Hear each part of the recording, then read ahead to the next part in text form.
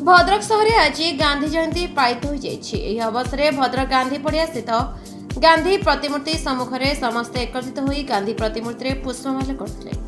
Bhadrak chairman गुलमकी हबीब, पूर्वतन विधायक प्रफुल्ल सामल, पूर्वतन विधायक मुक्तिकांत मंडल आदि समस्त उपस्थित रही जातिर पिता महात्मा गांधी जन्म जयंती सामिल होते। आज जातिर पिता महात्मा गांधी 155तम जन्म जयंती और आज आम समस्ते बीजेडी समस्त नेतृमंडली और कर्मी माने एही गांधी पड़िया थिबा तांकर प्रतिमूर्ति रे आमे माल्यार्पण करिकि तांकु श्रद्धांजलि मध्य अर्पण करिछु एवं समस्त को मु तांका जन्मदिन उपलक्षे हार्दिक शुभेच्छा एवं अभिनंदन मध्य जनाऊछि।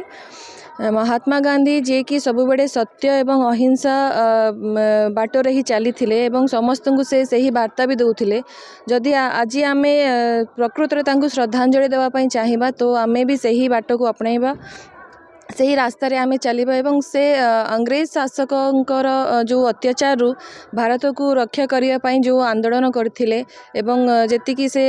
समस्त को जो आह्वान देते से सफल होती एवं आम आज स्वाधीन भाव में समस्ते भारत में बसवास करुछु। तो पुणी थे समस्त को तांकर जन्मदिन अवसर में मुझे हार्दिक शुभेच्छा एवं अभिनंदन जनाऊँगी।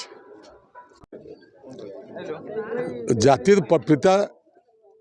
विश्वर अहिंसा विश्वास करुवा सर्वश्रेष्ठ जननायक, देशर स्वाधीनता आंदोलन मुख्य कर्णधार महात्मा गांधी जी आज हूँ 155तम जन्म जयंती। ये जन्म जयंती परिप्रेक्षी में विजु जनता दल तरफ आम विभिन्न स्थान में आम दलीय कार्यालय आरंभ करी विभिन्न सभा समिति आलोचना चक्र पदयात्रा मान करुचु एवं लोकों भितर जागरण सृष्टि करवा, सचेतनता सृष्टि करवा जे महात्मा गांधी जी जो अवदान देशर स्वाधीनता पाई आस्ते आस्ते आमर युवपीढ़ी से दूरे जाऊँगी। तेणुक से मन में पकईदेवाई महात्मा गांधी जी जो 1915 मसीह भारत वर्ष को आसी नेतृत्व नहीं से समय पराधीन भारत को इंग्रेज को कबल मुक्त करी 1947 अगस्ट 15 आमको जो स्वाधीनता देले ये विश्व अतुलनीय। एभली कौन सी देश नहीं भारत विश्व जे कि अहिंसा माध्यम बिना युद्ध रे स्वाधीनता प्राप्त करि पारिछि। एवं महात्मा गांधी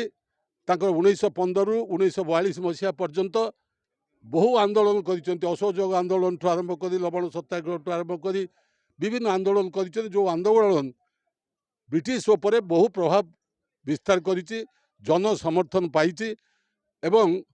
से समय आम परी जमी इंटरनेट अच्छी गाड़ी घोड़ा अच्छी से सब नाला आप वार्ता केमिति घर को घर प्रचार होता घंटा पिटिकी शंख मारिकी समस्त जापारे आज महात्मा गांधी जी गोटे कौन वार्ता आसी एवं से वार्ता को कार्यकारी केमती से उद्यम जारी रोला। आम खुशी हवा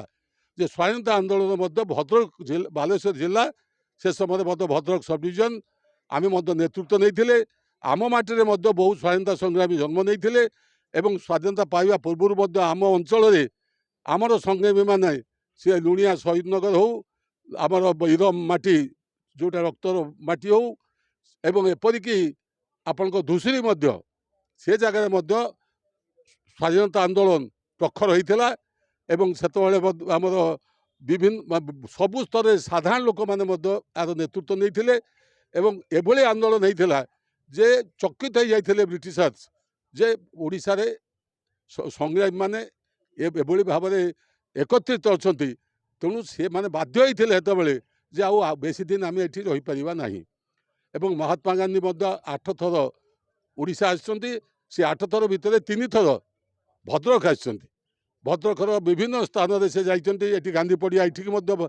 आसती महताब कोटिक आसती बालाश्रम गांधी बालाश्रम ना से भी जाइए एवं ता सहित कनिका जोटा आमको वासुदेवपुर से जाइए चाषी आंदोलन में जाकि अंशग्रहण कर सबुज बड़ कथा आमर आंदोलन एत तीव्रतर थिला आमे क्या